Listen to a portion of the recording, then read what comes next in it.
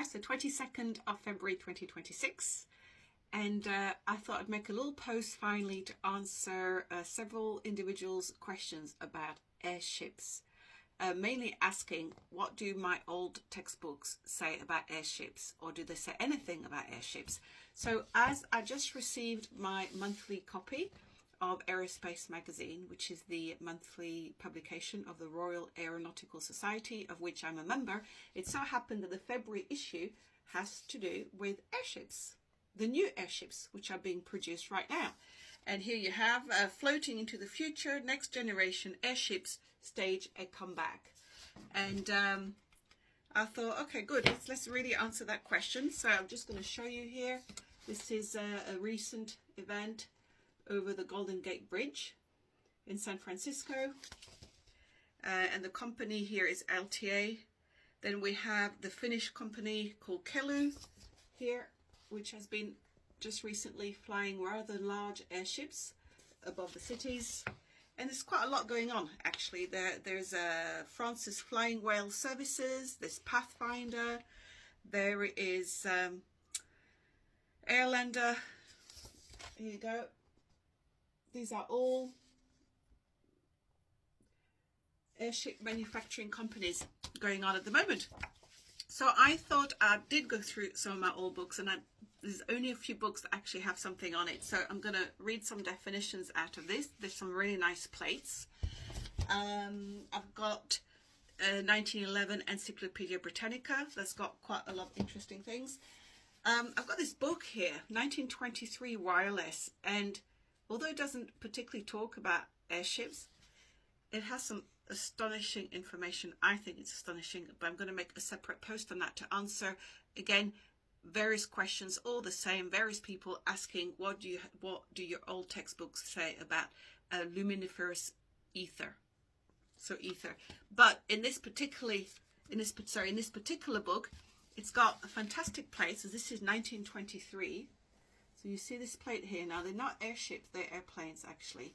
But considering it's a 1923 book, and it says here wireless warfare, and it says already it is possible by wireless to direct crewless motorboats and larger vessels which, loaded with explosives, are capable of doing enormous damage. So this is over 100 years ago, and this is wireless technology that could already remote control crewless motorboats and larger vessels. Again, for warfare. There's always some warfare in there, isn't it? It's funny how people can come up with such invention to destroy their fellow human beings. But let's leave philosophy aside on this post. It's just very interesting that this was going on already over 100 years ago, but this is for a separate post. And then the other book, which I have, is a 1917 book of the Navy. And it's actually a book for girls and boys. And there are some wonderful plates and photos of airships. So, without further ado, I'm going to go straight into the definition, and then I will change my camera around so you can see all the plates and the information. But just a point here, in this 1913 Funk and Wognall dictionary that I have, there's an entire page with aerospace definitions and aeronautical definitions, and considering it's 1913, it's pretty good. And just a point of definitions at the time, right? Aeronautics was considered the branch of aerostatics, which I will read in a minute, which treats of floating in or navigating the air as in an airship or an airplane. Now, obviously that comes from aeronaut, and aeronaut is air, and nautis, sailor. So Latin nautis, sailor, sailing through the air is what aeronautics mean. Now, when you look at aerostatics, it's the other definition is aerostation. And aerostation is the art of it doesn't say serial, it's aerial, because it's very small. The art of aerial navigation with the use of a sustaining fluid lighter than air, as differentiating from aviation. So here we're looking at, Zeppelin, airships, balloons, and at the time aviation was particularly aircraft. Aeroplanes. And when we go back to the definition of that, and there are some beautiful plates here as well, by the way, which I'm going to show you in a sec. In aviation here, Under aviation, by the way, aviation is from the Latin avis, which means bird. And here it says aerostatics is divisible into two main branches. One, aerostation, dealing properly with machines which, like balloons, are lighter than air, and aviation, dealing with the problem of artificial flight by means of flying machines which, like birds, are heavier than air. So that's the definitions at the time. And I'm going to turn my camera around to show you all the various pictures and plates, because it's actually quite interesting, and I hope that will give enough information to people looking for information on airships. But I must add that the Britannica, I will show you as well in the Britannica, it's got something very interesting. So let me turn my camera around.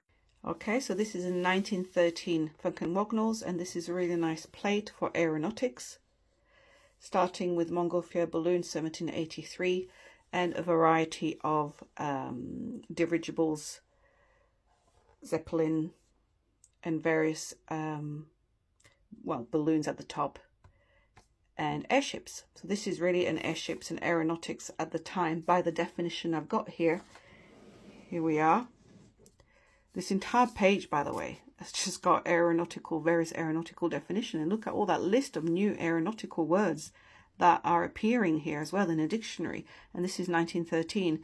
But here we have the branch of aerostatics, which treats of floating in or navigating the air, as in an airship or airplane. And this is what we have here. Now I'll go on to the next aviation page. And here we have, this is the aviation one. And that starts as early as 1678, which I think was quite interesting. All right, now we'll go on to the next book. So here we have the aeronautics section of the Encyclopedia Britannica, 1911, and it actually begins a little bit before, and it has a whole section there on balloons. It starts with the earliest models, but here I'm looking at the airships because that's the questions I've been asked. So here we have Clements Bayard dirigible, Zeppelin 7. We have this one, these ones here. I mean, there are photos. British Army dirigible, passable dirigible. And what's very interesting here, actually, I'm going to show you, which I thought was very interesting anyway. Let's get a couple of pages, very thin paper. Here we have a chart. Experiments with dirigible balloons. So these are airships. And one of the earliest one here is 1852, according to this. And what is really interesting, which I didn't know about, actually, it's the fact that you have a section here on military balloons. And like anything, you know, as soon as you got a new invention, somebody always comes up with a method or an idea to make it militarized. And it's very interesting how it goes on about the use of balloons during the American Civil War, during some French wars. Here you got American Civil War, 1861, balloons were a good deal used by the Federals. There was a regular balloon staff attached to McClellan's army. Anyway, it goes on here. And it goes on about the French using it during the war as well, during their wars. So it's really, really interesting. Here it's got a whole section on the French. We may briefly describe the apparatus used in military operations. The French, in the campaigns of the 19th century, used varnished silk balloons of about 10,000 cubic feet capacity. And it goes on about the Americans, the British, the Civil War, Cuba. Very, very interesting. So this is available on Internet Archive. This is a 1911 edition of Britannica, Encyclopedia Britannica, and in the aeronautics section. First volume, okay? And here is this 1917, The Wonder Book of the Navy. And it's actually really good. Do you remember this? HMV, His Master's Voice. Love it. Anyway, when we look at this, now it's unfortunately some parts are falling to pieces, but very nicely, it's a wonder book of the Navy for boys and girls. And this is 1917, so it's during First World War that it was printed. And there is a whole section here on the Naval Air Service. Airships, seaplanes, flying boats, and kite balloons.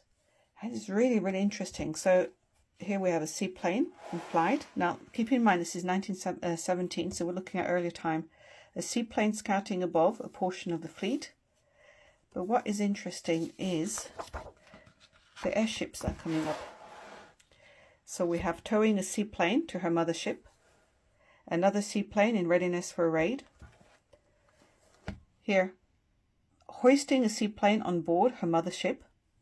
So it's, you know, we think of aircraft carriers, and actually there's plenty going on well before that. And here we go. That's actually a beautiful plate here of a Zeppelin. And there's more because there's actual photos, quite a number of photos here. Here we have a look at that. An observation balloon being brought to rest on the deck of one of His Majesty's ships in the Mediterranean. And here we have a British naval airship. The airship is just entering the hangar, sometimes a matter of difficulty in contrary winds. These are photos, by the way. They're very faded because it's over 100 years old, that book, but there are photos. And here we have a very nice photo, actually. Before the war, a Zeppelin flying above racing yachts in Kiel Harbour. Isn't that wonderfully interesting, eh? To be honest, you'd think that, considering I've done an aviation degree, an aircraft degree, and I'm actually finding out so much information that I never knew because it's not discussed in the lessons. And just here is another plate in the 1917 book, which I just missed. A British naval airship has spotted an enemy submarine and signalled to 2 destroyers. The submarines, on emerging, is caught by gunfire. It disappears, leaving a telltale oil patch on the water. Its destruction is reported as probable.